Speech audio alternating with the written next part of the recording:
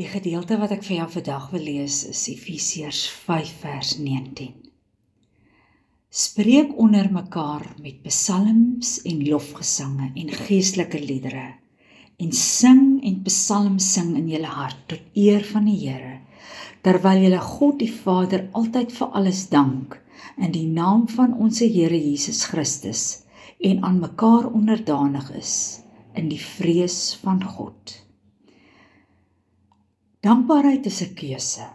Dankbaarheid is 'n lewenshoudingsbesluit wat ons daagliks moet neem. Dis die keuse wat ons moet maak elke dag. Met ander woorde, 'n keuse tussen dankbaarheid en ondankbaarheid. Tussen negativiteit en positiwiteit. Tussen miserabelheid en om gelukkig te wees.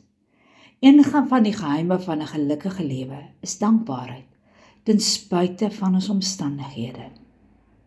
As ek en jy dit kan regkry om met dankbaarheid te leef, verander dit die manier van hoe ons na die wêreld kyk. Dan begin ons verby die dinge kyk wat die lewe vir ons moeilik maak en ons sien die seën raak wat ons het. Dankbaarheid laat jou anders in moeilike situasies optree en kyk.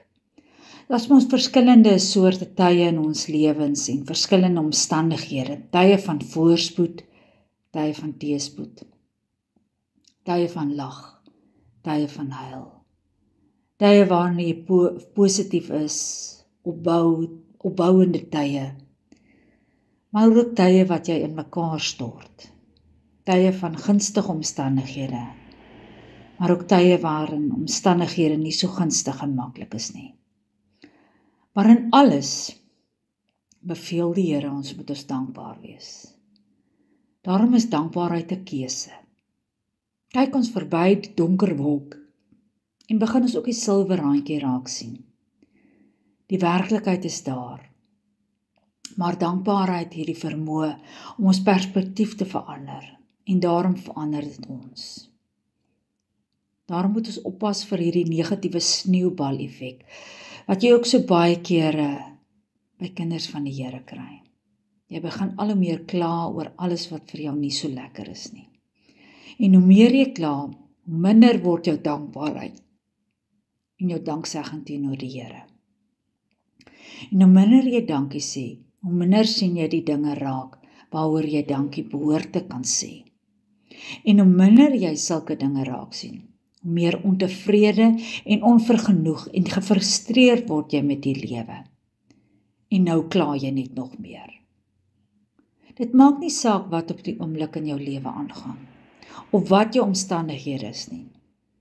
As jy vandag 'n besluit om jou fokus van jou krisis, of jou bekommernis, of jou negativiteit na dankbaarheid te verskuif, sal jou gemoed verander, en jy ligter en vryer en gelukkiger voel. As jy besluit, al gaan dit hoe moeilik, ek gaan nie na die vyand my vryheid en my vreugde en my dankbaarheid steel nie, sal jy sommer begin beter voel. Dis baie belangrik om te onthou, dankbaarheid is 'n keuse.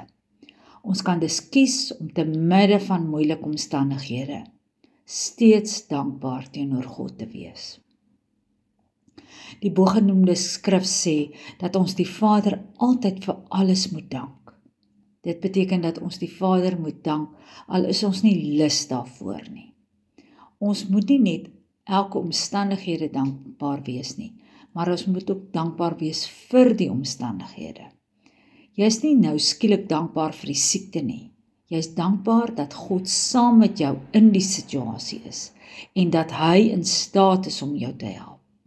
Dit beteken dat jy dankbaar is dat alles ten goeie vir jou gaan meewerk, omdat hy jou liefhet. Dankbaarheid is dus 'n keuse. Kom ons bid saam. Toe ek na U geroep het, Here, het U my gebed verhoor. Amen.